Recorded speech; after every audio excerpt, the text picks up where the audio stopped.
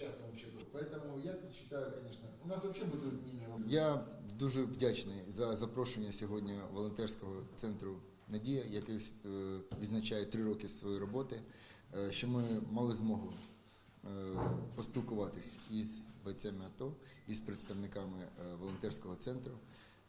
На жаль, сьогодні я вважаю, що держава не приділяє такої уваги озброєнню і оснащенню наших військових. І ми знаємо, що багато і з початку війни в АТО, і зараз волонтери, вони допомагають дуже сильно сьогодні хлопцям, які знаходяться на передовій. Я на цьому тижні сьогодні планував поїхати в зону бойових дій, але, на жаль, ми бачимо погодні умови.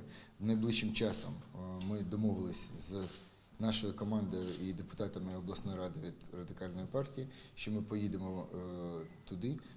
Безумовно, треба, я вважаю, туди їздити постійно, для того, щоб тільки спілкуючись з тими людьми, бійцями, які знаходяться на передовій, ми можемо знати про проблеми, які сьогодні є, і саме головне – це вирішення цих проблем. Я в 15-м служил, там элементарно этих пил не хватало, бензиновых. Все дружбой работали, только волонтеры нам помогали. И в 16-м нам помогали. Практически по 2 раза в месяц. Наш центр не оставляет без внимания. Спасибо вам большое. Спасибо. Ну и Юрию.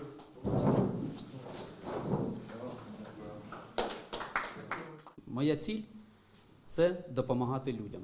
Допомагати людям не тільки Словом Божим, але й своїми справами.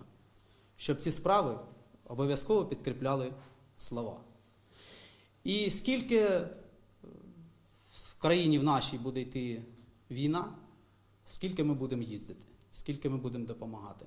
Весь час ми будемо там, де потрібна наша допомога. І я ще раз хочу подякувати Сергію Вікторовичу за свою увагу до цього питання і побажати йому насамперед здоров'я і наснаги у цьому нелегкому ділі. І хочу від нашої парафії ікони Печерської Божої Матері подарити вам ікону Ісуса Христа.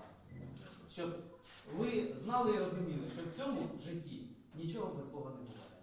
І щоб завжди Господь вас благословляв на тому. Дякую.